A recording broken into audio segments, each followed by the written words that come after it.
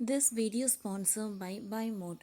இந்த ஆப்பில் பர்ச்சேஸ் பண்ணக்கூடிய எல்லா விதமான ப்ராடக்ட்டும் உங்களுக்கு ரொம்ப மலிவான விலையிலே கிடைக்குது.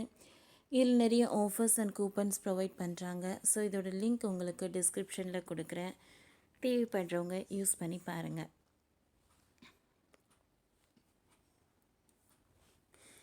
G7 நாடுகளை டம்மியாக்கும் பிரிக்ஸ். இனி நம்ம தான் கெத்து. இந்தியாவுக்கு கிடைத்த பெரிய சான்ஸ். அமெரிக்காவின் ஆதிக்கத்தை குறைக்கவும் G7 நாடுகளுக்கு எதிராகவும் பிரிக்ஸ் அமைப்பு தீவிரமாக பணியாற்றி வருகிறது. இந்நிலையில் பிரிக்ஸ் நாடுகளுக்கிடையே பிளாக் செயின் அடிப்படையிலான கிரிப்டோ கரன்சி பரிவர்த்தனையை மேற்கொள்ள பிரான்சில் யோசனையை முன்வைத்திருக்கிறது. இது சாத்தியமானால் பிரிக்ஸ் நாடுகளுக்கு இடையிலான வர்த்தகம் சூடுபிடிக்க தொடங்கும். இது இந்தியாவுக்கு கிடைக்கும் மிகப்பெரிய வாய்ப்பாக பார்க்கப்படுகிறது.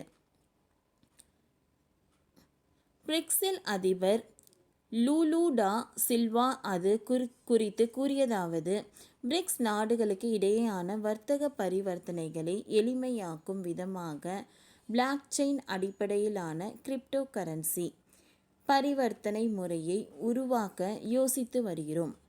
இதன் மூலம் வங்கி அமைப்புகளை நம்பியிருக்க வேண்டியதில்லை. ஒரு நாட்டிலிருந்து இன்னொரு நாட்டுக்கு எளிமையான முறையில் பணத்தை நம்மால் பரிமாற்ற முடியும். வேலையும் சீக்கிரம் நடக்கும். இதனால் வர்த்தகம் செய்வது எளிமையாக இருக்கும் என்று கூறியுள்ளார். இந்த ஆண்டு ஜூலை மாதம் ரியோ டி ஜெனிரோவில் நடைபெற்ற பிரிக்ஸ் மாநாட்டில் பிரேசில் சார்பில் இதற்கான ஐடியா முன்வைக்கப்பட இருப்பதாக தகவல் வெளியாகியுள்ளன. சரி, இந்த விஷயத்தில் இந்தியாவிற்கு என்ன லாபம் என்பதை பார்ப்போம். பிரிக்ஸ் அமைப்பில் பிரான்சில் ரஷ்யா, இந்தியா, சீனா, தென் ஆப்பிரிக்கா ஆகிய நாடுகளுக்கு உறுப்பினராக இருக்கின்றன. மேலும் இந்தோனேஷியா, சவுதி, ஐரோப்பியா, எகிப்து, ஐக்கிய அரபு அமீரகம், எத்தியோப்பியா மற்றும் ஈரான் உள்ளிட்ட புதியதாக இணைய உள்ளன. இந்தியாவை பொறுத்தவரை கடந்த சில ஆண்டுகளாக பிரிக்ஸ் உடன் வர்த்தகம் சிறப்பாக இருந்து வருகிறது. 2002ஆம் ஆண்டு இந்தியாவுக்கும் பிரிக்ஸ் நாடுகளுக்கும் இடையேயான வர்த்தகம் வெறும் 8% தான் இருந்தது. ஆனால் 2018இல் அது 14% உயர்ந்தது. 2022இல் இது வர்த்தக மதிப்பு $100 பில்லியன் அமெரிக்க கடந்து 2023ஆம் ஆண்டு நிலவரப்படி பிரிக்ஸ் நாடுகளின் தேவைகளில் இந்தியா 7.9 அளவுக்கு பூர்த்தி செய்கிறது. சிம்பிளாக சொல்வதெனில் பிரிக்ஸ் அமைப்பு இந்தியாவுக்கு பணம் செழிக்கும் மரம் போன்றது. ஆனால் இந்த வர்த்தகம் போதாது. இன்னும் விரிவான வியாபாரத்திற்கு நிறைய வாய்ப்புகள் இருக்கின்றன. இருப்பினும் இதனை சாத்தியப்படுத்த வேண்டும் எனில் பண பரிவர்த்தனைகளை வேகப்படுத்த வேண்டும். சென்னையிலிருந்து மதுரையில் இருக்கும் ஒவ்வொருவருக்கும் ஜிபே மூலம் பணம் அனுப்ப சில நொடிகள் ஆகும். அதுவே காஷ்மீரில் உள்ளவர்களுக்கு பணம் அனுப்ப கூடுதல் வினாடிகள் ஆகும்.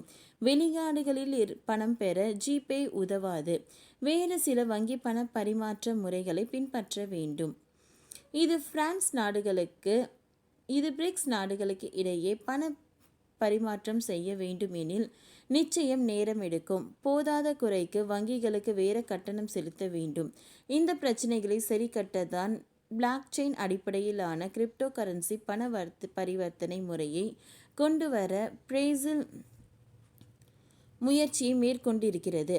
இது அமெரிக்க டாலருக்கு மாற்றானதாக கருத முடியாது. இருப்பினும் கிரிப்டோ கரன்சி பரிவர்த்தனையை பிரிக்ஸ் நாடுகளின் வர்த்தகத்தை வேகப்படுத்தும். இதன் மூலம் G7 நாடுகளுக்கு போட்டியாக பிரிக்ஸ் நாடுகளால் வளர முடியும். இந்த வளர்ச்சி இந்தியாவையும் உயர்த்தும். ஓகே ஃப்ரெண்ட்ஸ், இந்த வீடியோ உங்களுக்கு யூஸ்ஃபுல்லாக இருந்ததுன்னா லைக் பண்ணுங்கள், ஷேர் பண்ணுங்கள், சப்ஸ்கிரைப் பண்ணுங்கள். தேங்க்யூ.